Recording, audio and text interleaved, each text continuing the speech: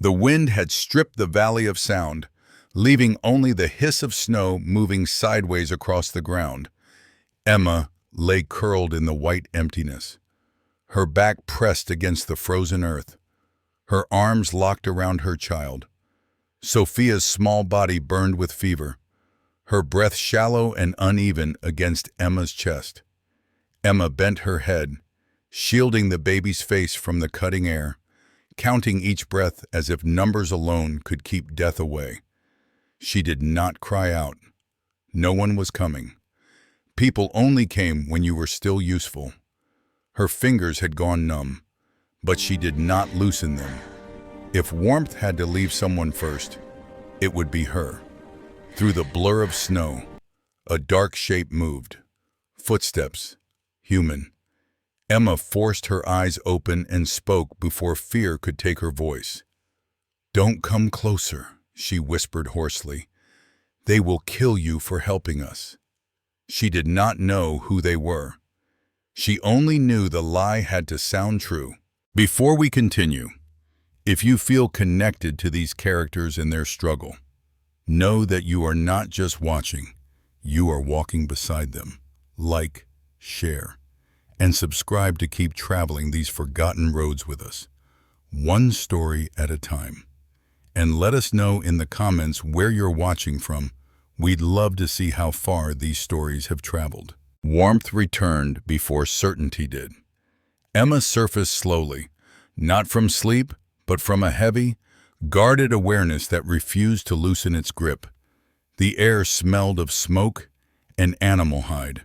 Heat pressed against her skin from several directions at once, unfamiliar and overwhelming. Her first thought was, not where am I, but where is my child? Her arms tightened reflexively. Sophia was still there. The baby lay against her chest, wrapped in thick blankets, her fevered warmth unmistakable even through the layers. Emma pressed her cheek to Sophia's head, inhaling sharply, as if afraid the child might vanish if she did not anchor herself to that small, living weight. Only then did Emma allow her eyes to open fully. The space around her was dim, lit by firelight that danced across curved wooden poles and stitched hides. Shadows moved beyond her field of vision.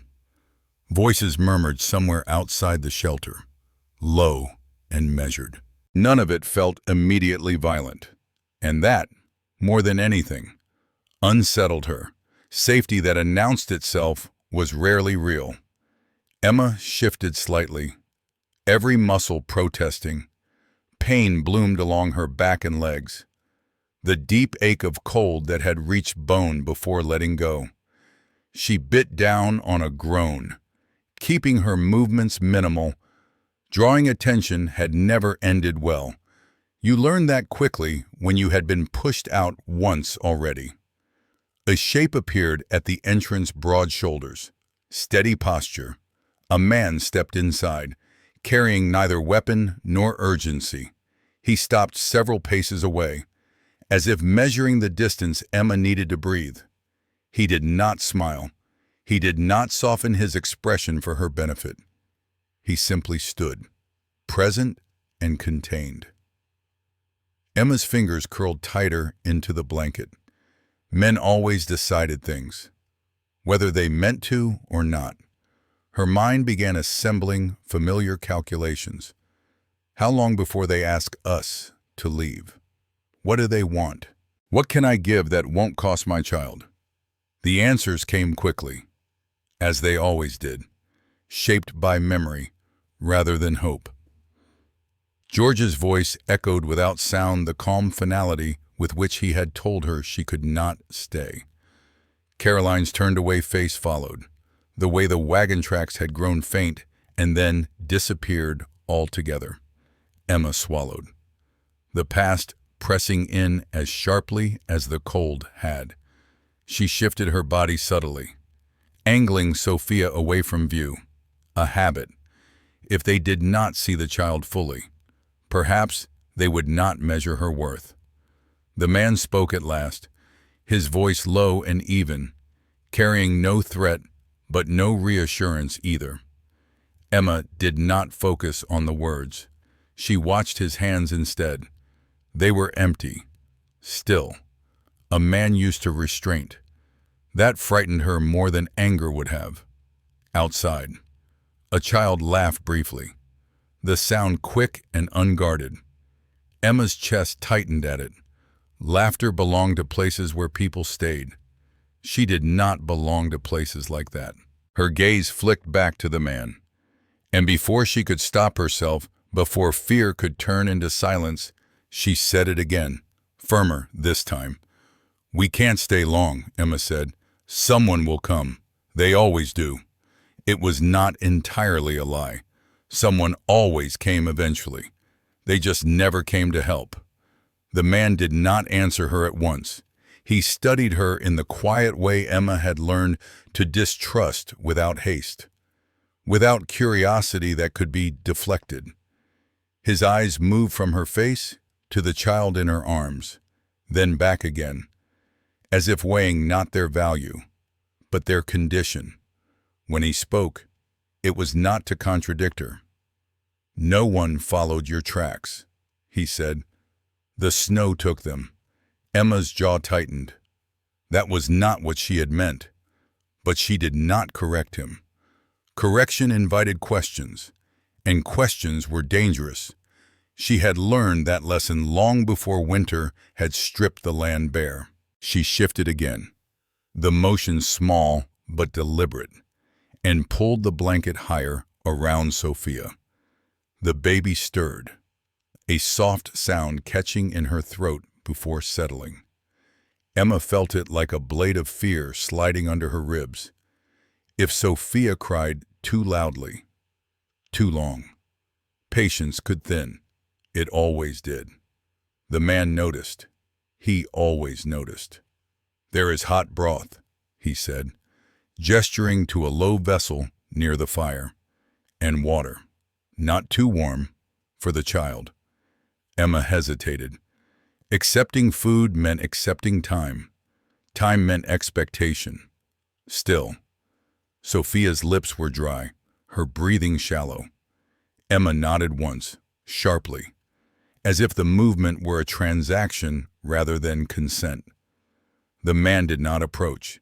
He waited until Emma herself reached for the bowl, her hands trembling slightly as she brought it closer. The steam rose, carrying a smell that made her stomach twist painfully. Hunger had a way of arriving all at once, violent and humiliating. She hated that he could see it. "You don't have to," she began, then stopped. The words had no ending that did not sound like begging. "I know," the man said. That unsettled her more than if he had argued. He turned slightly, as though making space rather than closing it. And Emma took the opportunity to look at him properly. He was older than she had first thought. His hair dark, but threaded with gray. His face marked not by softness, but by endurance. The lines around his eyes spoke of watchfulness, not cruelty. A man accustomed to standing between danger and something smaller than himself. "Chief," someone outside said quietly, and Emma felt the words settle into her bones. Of course, a chief meant rules, boundaries, decisions that affected more than kindness ever could. Her grip tightened on the blanket again. She had survived men with authority before. It had not ended well. "I won't stay long," Emma said.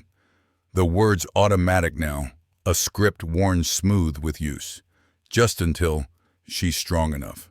The chief Mapia Red Cloud, she would learn later, turned fully toward her then.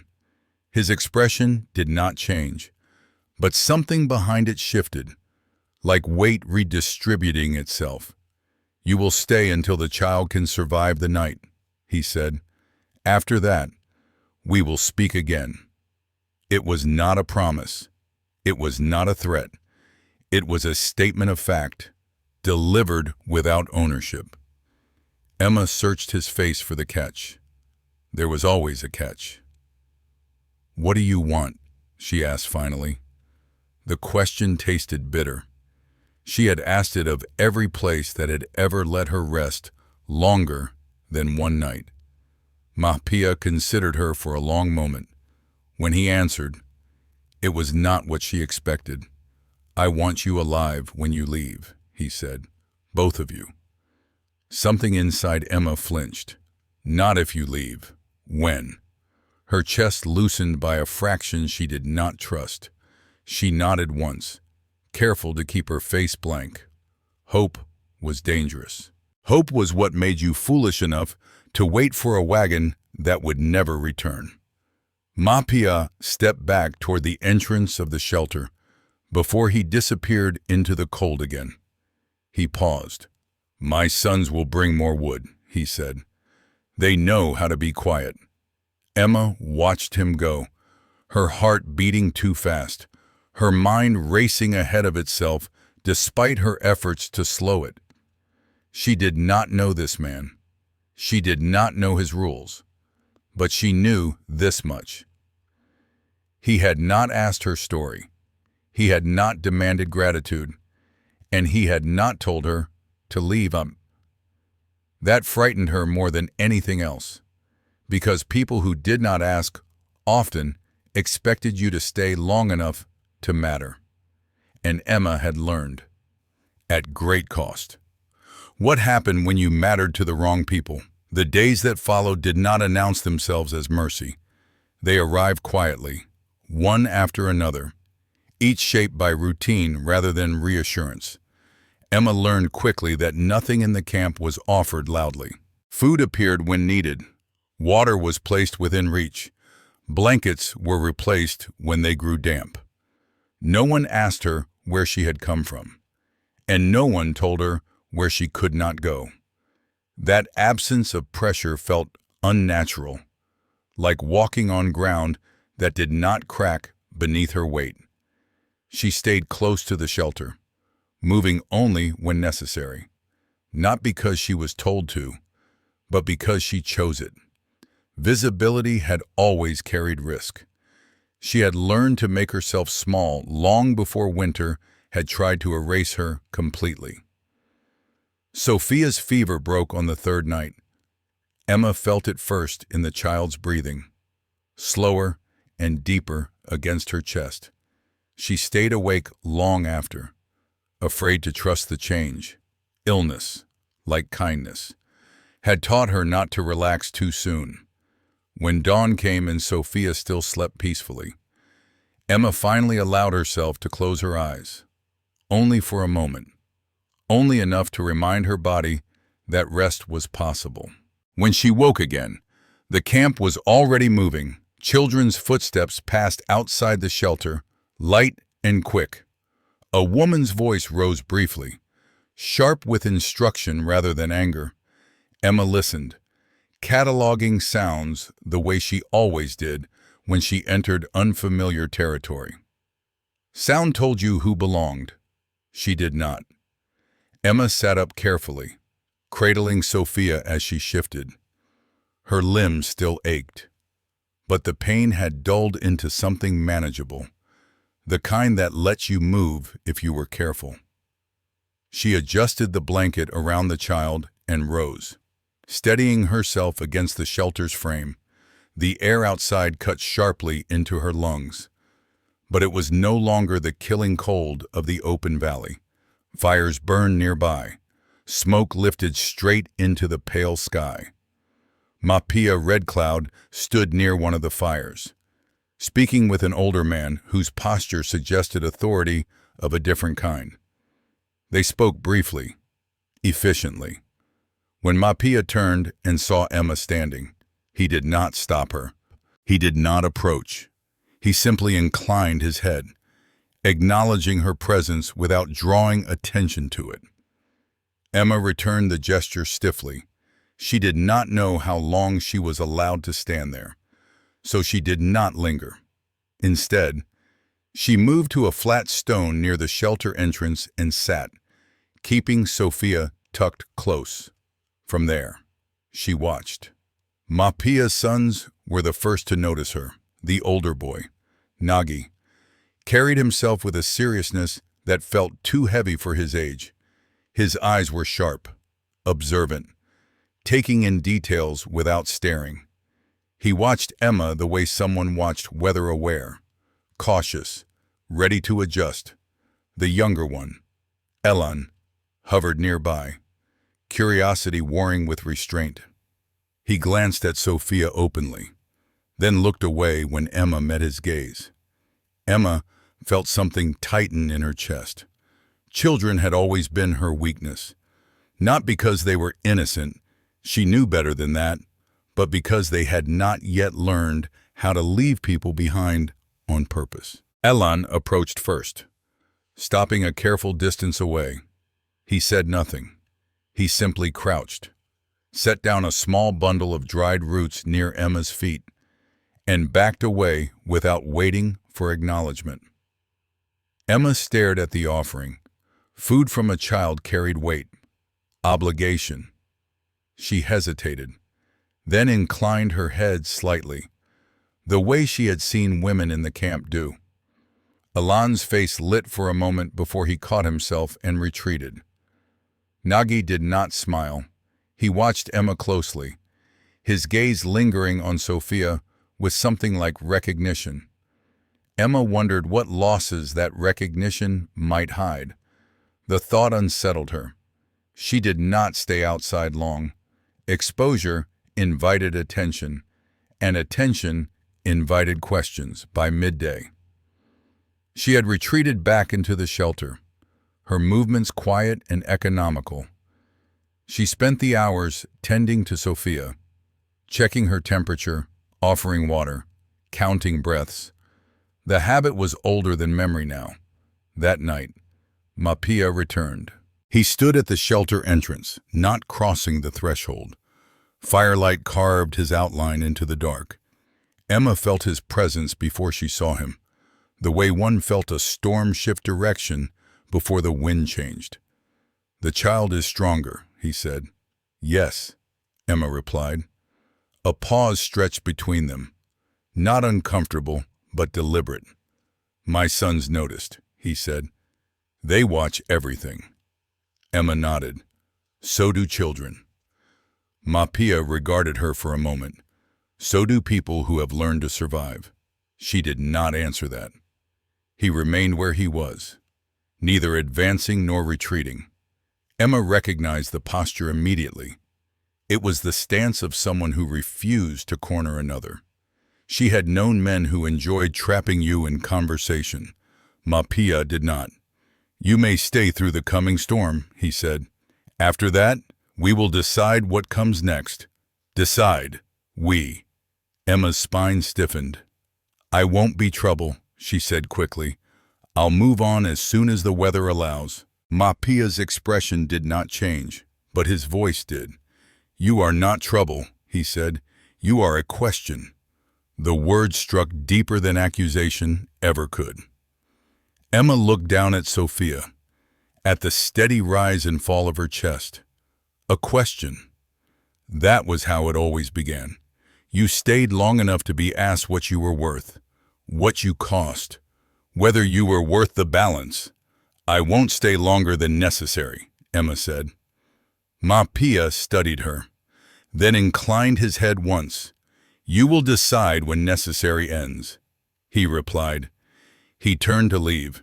Emma watched him disappear into the night, her heart beating too fast again, her thoughts refusing to settle. She had meant to offer reassurance, to make herself easy to dismiss. Instead, she had been given something far more dangerous: choice. She sat awake long after the camp quieted, listening to the sounds of people who belonged where they stood. Sophia slept soundly against her, warm and alive, her breath steady. Emma pressed her lips to the child's hair, a gesture she rarely allowed herself when others could see. Staying without belonging was an art Emma knew well, but staying where no one asked her to earn the right, that was new. And new things had a way of breaking you open if you weren't careful. The storm arrived the way bad news often did, quietly at first. Then all at once, snow began as a fine veil, drifting through the valley like ash. By the second day, the wind rose and the camp tightened in on itself. Fires burned lower, voices lowered with them. People moved with purpose, conserving strength, conserving heat, conserving patience. Emma felt the shift before anyone said a word. It wasn't the weather that changed her posture. It was the way conversation stopped when she stepped outside the shelter, the way eyes moved away too late, the way women's hands paused for a fraction of a second when Sophia made the smallest sound. She had seen it before. It always started with silence. Emma kept to herself more than ever, bending her body around Sophia, trying to make the child's existence smaller in a place where nothing could be truly hidden. She watched the camp's rhythms the way you watched a river in thaw, aware that something beneath the surface was moving, and that, when it broke, it would break fast. That afternoon, she heard her name, not spoken loudly, not spoken with malice, spoken the way people spoke about weather that threatened the hunt, or sickness that threatened the young. A burden, a risk, a problem with no clean solution. Emma stood just inside the shelter's entrance. The hide flap cracked enough to let sound through. A few voices, men's. Older spoke in measured tones. One of them said, "Red cloud," the way a man might say, "law." Another voice answered with something Emma couldn't understand. A language that rose and fell like wind over grass. Then, in English again, a phrase landed clearly enough to cut. "He cannot keep bringing strangers into winter." Emma's throat tightened. She drew back, pulling the flap closed with care, as if sound itself might notice her listening and punish her for it. Sophia was asleep in her arms, cheeks flushed, breath warmer than it should have been.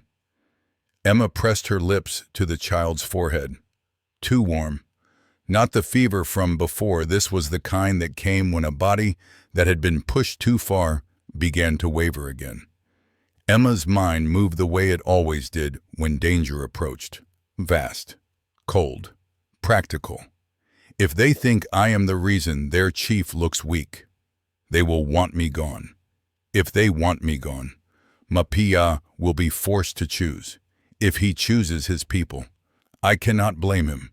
If he chooses me, I will destroy him. The thought settled with horrible clarity. She had not meant to become a test. She had only wanted Sophia alive.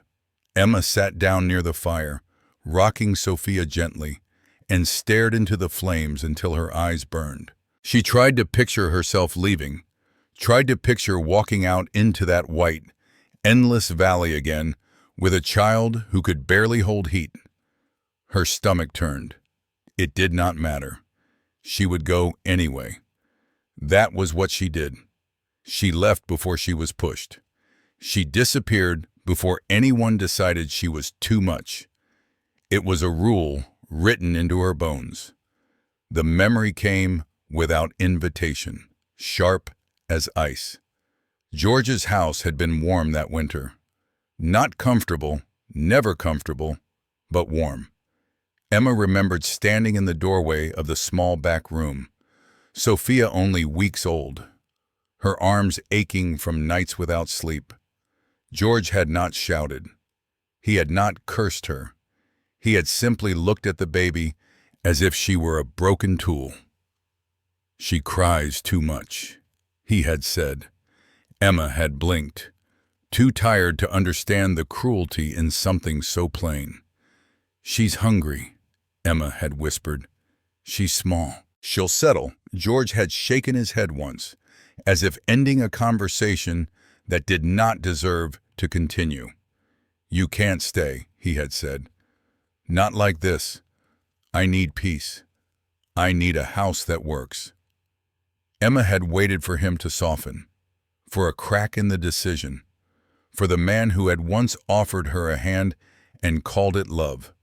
There had been nothing, only that steady, practical dismissal. The worst part had been how quickly the world had rearranged itself around his choice, how the neighbors had looked away, how the door had closed behind her with a simple sound, not loud enough to deserve grief, but final enough to steal breath. After that had come Caroline. Carolyn had held Sophia once, only once, rocking her awkwardly, smiling the way women smiled when they wanted to be seen as kind. "You can come with me," Caroline had promised. "My cousin has a place. You can work.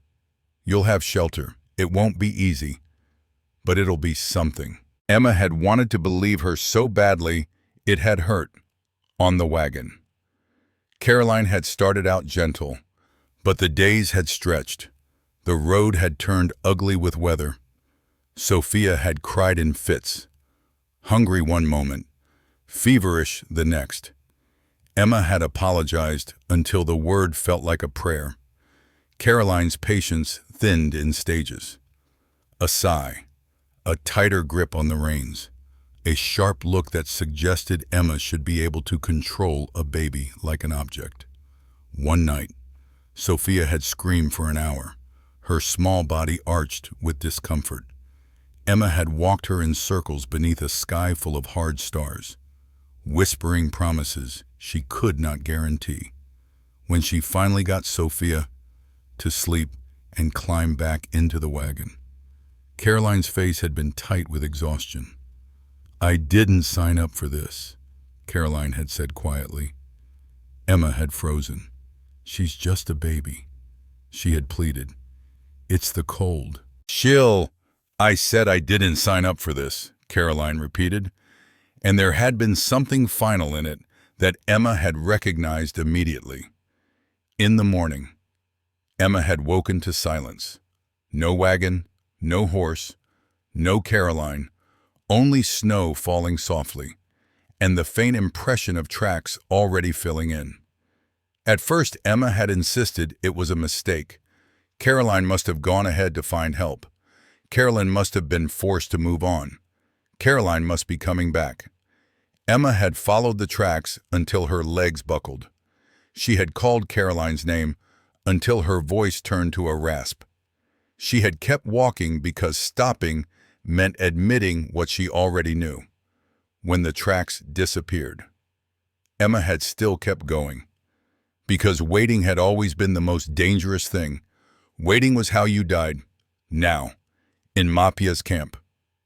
Emma felt the same line tightening around her throat, the same countdown. She rose and began to gather the few things that belonged to her: a scrap of cloth, a small tin cup, Sophia's worn wrap. She moved quietly, deliberately, as if packing for a journey could make the journey survivable. Sophia stirred, whining softly. Emma's hands froze. The child's skin was hot, too hot, and her eyes remained half-lidded even as she fussed. Emma pressed a knuckle to Sophia's cheek and felt a rush of fear so sharp it made her dizzy. Not now, not again. She forced herself to breathe. If I stay, I endanger Mapia. If I leave, I endanger Sophia. If I do nothing, I endanger everyone. There was no choice that did not cost something. That was the moral weight Emma had carried since the day George had closed the door. She heard footsteps outside the shelter, light, familiar. Alon appeared at the entrance, his cheeks red from cold, his hair dusted with snow. He held a small piece of dried meat in one hand and a carved wooden shape in the other, a crude animal, perhaps, smoothed by small fingers. He offered them without speaking. Emma's heart tightened painfully. Children gave what they had. They did not measure worth the way adults did. Emma forced herself to take the meat and incline her head. "Thank you," she whispered. The words sounded foreign in her mouth. Ilan smiled. Then his gaze caught on Sophia's flushed face. The smile faded. Concern replaced it, raw and immediate. He glanced back over his shoulder toward the camp, then ran off without a word. Emma's pulse quickened. She knew what he was going to do. He was going to tell his father. Mapia would come, and with him would come questions Emma could not afford to answer, not yet. Not like this. She rocked Sophia, murmuring useless comfort.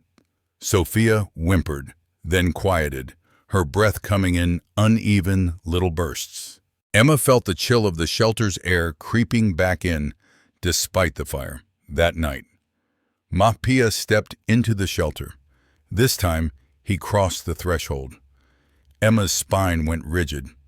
He stopped close enough that she could see the concern in his eyes before he masked it. He knelt near the fire and held his hands out to the heat, as if forcing himself to be calm. "She is warm," he said, looking at Sophia. Emma swallowed. "It's nothing, just the weather."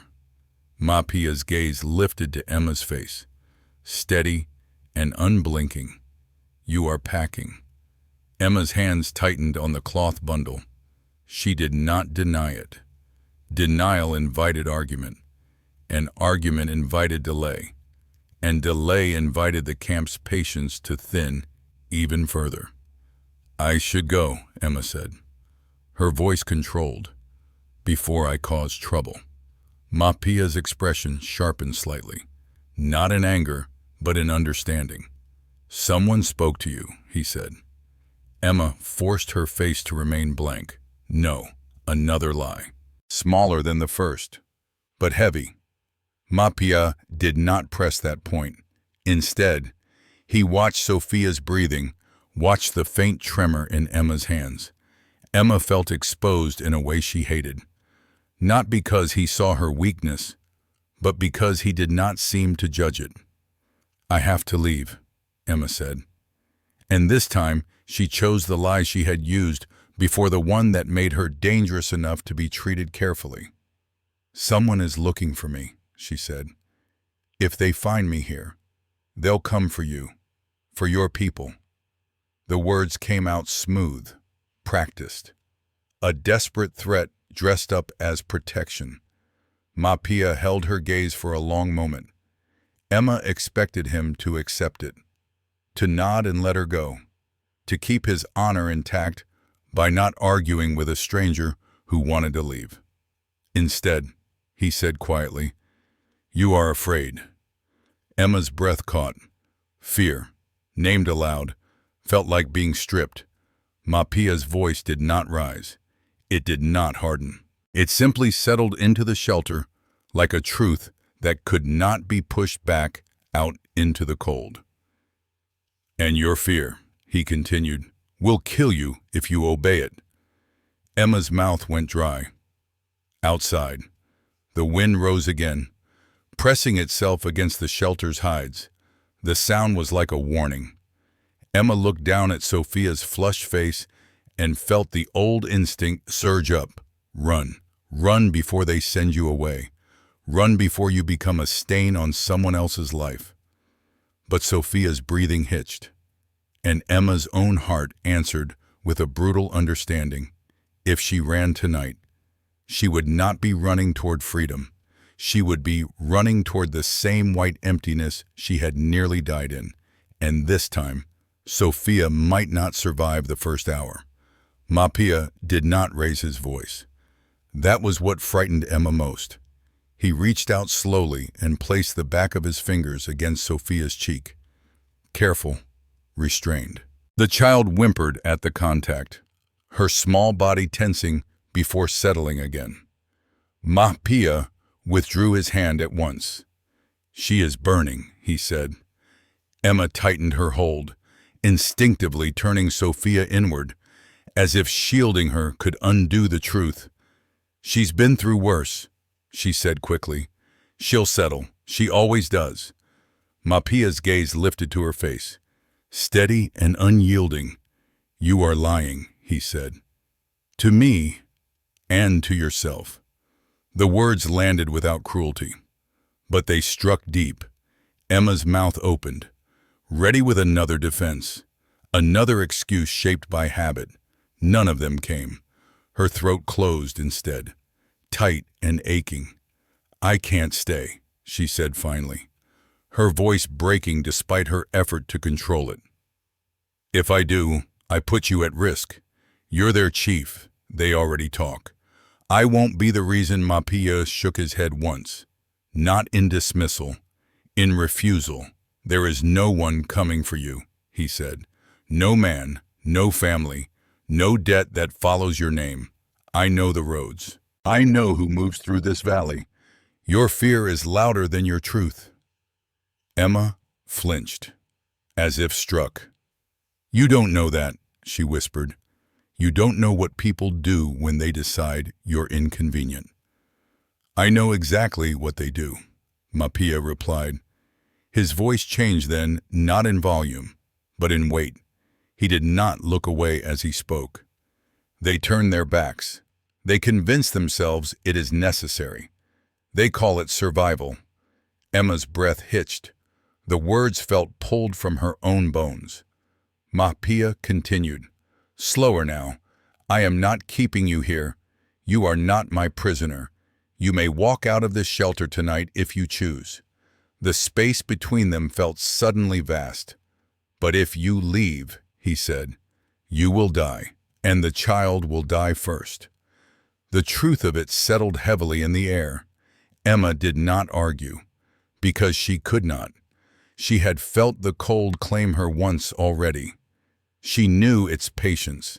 She knew how little it required from you before it took everything.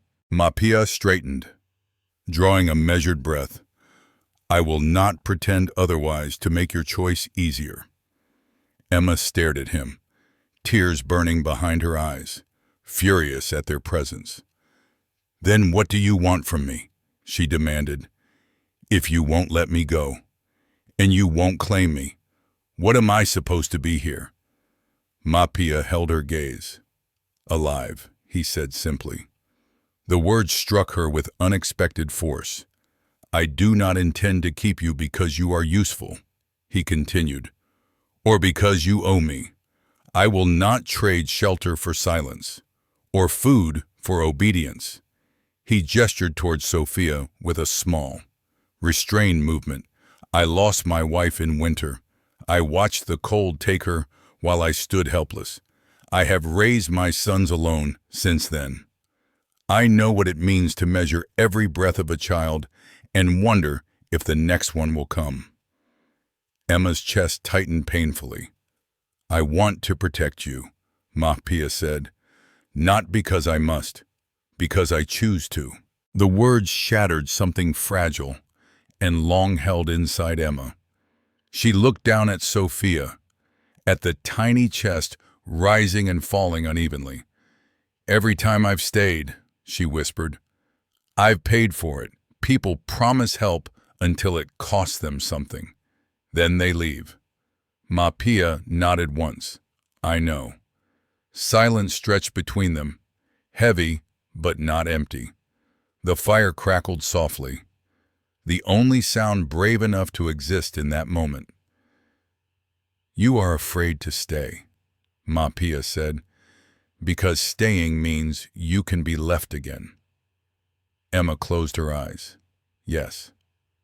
The admission felt like a wound opened without warning. Mapia's voice softened not with pity, but with understanding. "Staying also means you might be chosen." Emma laughed weakly, the sound breaking in her throat. "That's the lie people tell before they walk away." Mapia stepped closer, not enough to crowd her, but enough that she felt his presence fully. "Then let this be different," he said. "Not a promise, not a vow. Just the truth of this moment." He looked at Sophia again, his expression unguarded now. "I want to see her grow," he said. "I want to know what kind of child she becomes.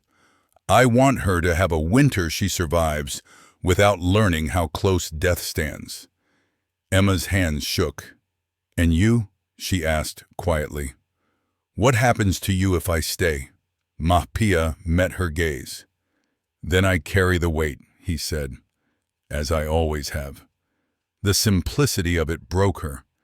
Emma bowed her head, pressing her forehead briefly to Sophia's hair. Her tears fell silently, absorbed into the blanket. She did not sob. She had no strength left for that. When she lifted her face again, her voice was steadier. "I won't leave tonight," she said. Mahpia inclined his head, accepting the choice without triumph. "Good," he said. "Then we will tend the child. And tomorrow, when the storm passes, you may decide again." Emma swallowed hard. For the first time in years, staying did not feel like surrender. It felt like survival without running. And that, she realized, was a different kind of courage entirely. The night passed in fragments. Emma did not sleep so much as drift, waking at every change in Sophia's breathing, every shift of heat in the shelter. Mahpia came and went without sound, bringing water cooled just enough, fresh cloths, more wood for the fire. He spoke little, and when he did, it was only to say what needed doing. There was comfort in that restraint, no reassurance that might later prove hollow, only presence. By morning, Sophia's fever had eased, not gone, but gentler, no longer raging beneath Emma's palm. Emma felt the change with a cautious relief that she did not yet trust. She had learned that survival often arrived quietly, almost shyly, and could vanish the same way. When the light grew stronger outside the shelter, Emma stepped out for the first time without immediately calculating how soon she would need to leave. The valley lay muted beneath fresh snow. The storm's violence erased into stillness. Smoke rose from the camp's fires, steady and patient. Mahpia stood with his sons near the edge of the camp. Nagi watched the horizon as if measuring it. Elan crouched in the snow, tracing shapes with a stick. When he saw Emma, he looked up and smiled without hesitation. Emma felt something loosen in her chest, slow and unfamiliar. She had not been asked to explain herself. No one questioned why she was still there. The camp moved around her as if her presence had already been accounted for, not as an exception, but as a fact. That unsettled her more than open scrutiny would have. Emma returned to the shelter and sat beside the fire, Sophia warm and drowsy against her. She watched the flames lick at the wood and thought of all the times she had left before being told to go, of how she had mistaken motion for strength, disappearance for dignity. Leaving had kept her alive, but it had also kept her alone. Mahpia entered quietly and knelt across from her, far enough to leave space between them. "The storm will not return today," he said. "But winter is not finished." Emma nodded. "Neither am I." The words surprised her as much as they did him. She looked down at Sophia, then back up at Mahpia. "I don't know how long I can stay," she said honestly. "I don't know how to be this." Mahpia considered her for a moment. "Then stay without knowing," he said. "That is enough for now. Outside." The valley remained cold and vast, indifferent as ever. Winter had not softened. The world had not become kinder. But for the first time, Emma learned that survival was not only about knowing when to leave, but also about recognizing when it was safe to stay. Healing does not arrive as a miracle, and it does not erase loss. It comes slowly, through presence, through choice, and through the courage to remain where pain once taught you to run. In the end, staying was not weakness. It was the bravest decision she ever made.